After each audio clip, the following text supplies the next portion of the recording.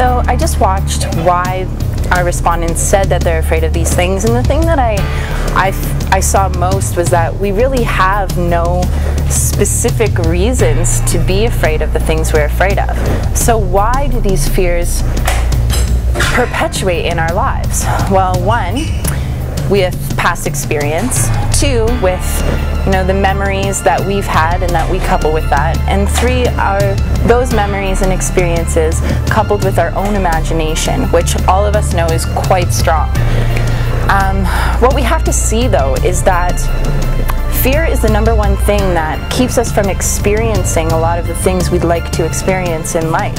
When we think about some of our other negative emotions, anger, jealousy, depression, all of them stem from that inherent fear of something. So let's see if there are any bad experiences from our respondents. At my camp, I was sleeping one time and I was in the top bunk and a spider crawled down from the ceiling and it looked gross and hairy, and after that I just can't handle them. I don't like them. I don't really have a bad experience, I just don't like them. I don't want to look at them or anything. Not yet. I had a tarantula in my bed when I was in Egypt once. No, besides recurring nightmares. I wake up at 3 a.m. Oh my god, I missed my midterm. But I didn't, because it's 3 a.m. I found one in my shower when I went to go shower in the morning. It was coming out of the bottom of the drain. Okay, so from what I saw, a lot of people don't actually have bad experiences with their fears, which has to say something about fear. I mean, how much of it is really in our imagination?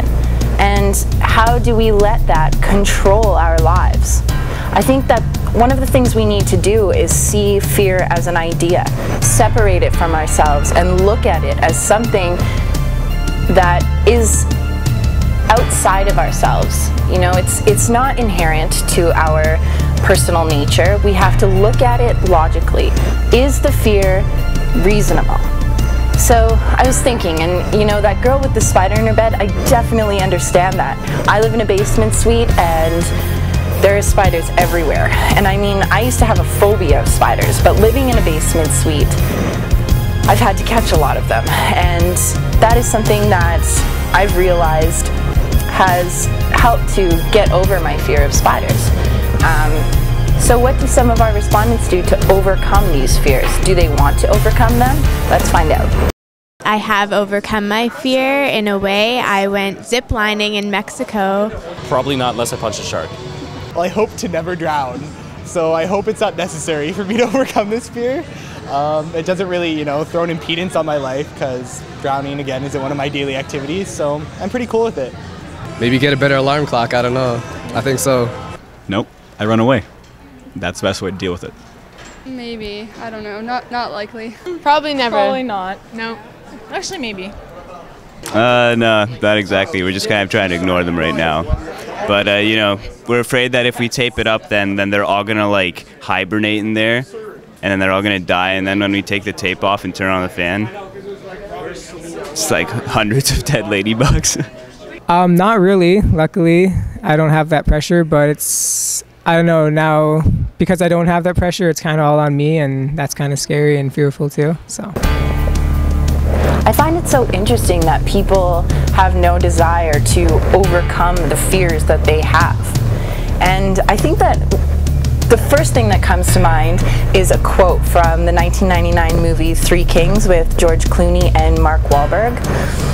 George Clooney says something along the lines of, as they're going into battle, courage and fear, and this is the thing. Courage does not come at the beginning of fear. First, you have to face the thing that scares the crap out of you, and courage comes afterwards.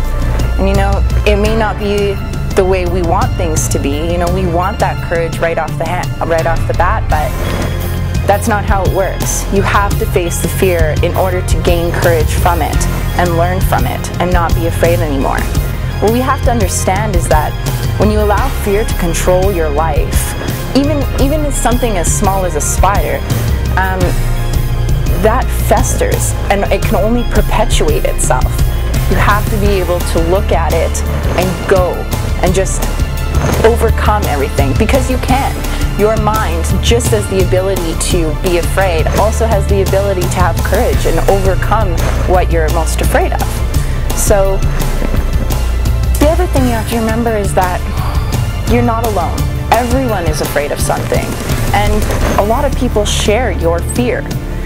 But together we can see this fear as something that we can overcome.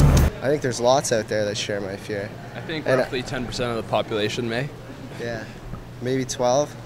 And I mean, I think soon enough people are going to start realizing that this is a big problem. They will share in my fear.